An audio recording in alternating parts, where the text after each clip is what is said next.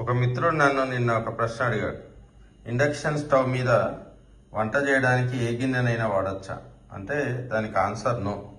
ఎందుకు induction stove మీద మామూలుగా మనం పొయ్యి మీద అంటే గ్యాస్ స్టవ్ బర్నర్ మీద చేసే ఇత్తడి కానీ స్టీల్ కానీ అల్యూమినియం కానీ లేదా మట్టి పాత్రను కానీ లేదా గ్లాస్తో తయారు చేసిన వాటిని వాడలేం.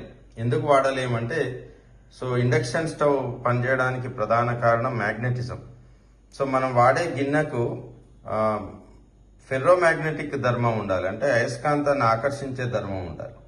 సో అందుకోసం ఏం చేస్తారంటే మరి మొత్తం అదే పదార్థాన్ని మనం తయారు చేయలేం కాబట్టి దీన్ని ఒక స్టీల్ పాత్రను చేసుకుని దాని బేస్ ఇది ఒక ఫెర్రోమాగ్నెటిక్ మెటీరియల్తో తయారు చేశారు. అట్లానే ఈ అల్యూమినియంకు కూడా చూడొచ్చు మీరు, దీనికి కూడా ఒక బేస్ ఉంది. ఇప్పుడు మీరు ఇది ఫెర్రోమాగ్నెటికా కాదా అంటే ఈ అయస్కాంతాన్ని మీరు దీనికి అతికించి చూస్తే తెలుస్తుంది ఇది ఫెర్రోమాగ్నెటికా కాదా. సో దీనికి అయస్కాంతం ఉంది, మీరు కనుక చూస్తే అయస్కాంతం కింద పడిపోవట్లేదు. అదే మిగతా వాటికి అయస్కాంతం అతుక్కోదు.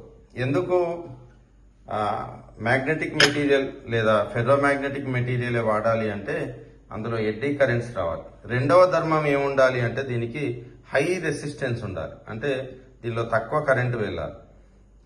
మళ్ళీ బేస్ కూడా అంటే ఒక పాత్ర యొక్క బేస్ కూడా ఫ్లాట్గా ఉండాలి.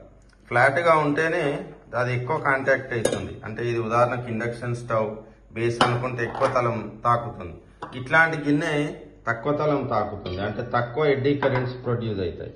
ఇది కూడా అంతే. సో కాపర్ బేస్ ఉన్నా కూడా కాపర్ కూడా డయామాగ్నెటిక్, అల్యూమినియం డయామాగ్నెటిక్, మనం దాన్ని వాడలేం కాబట్టి కింద బేస్ ఫ్లాట్గా ఉండాలి.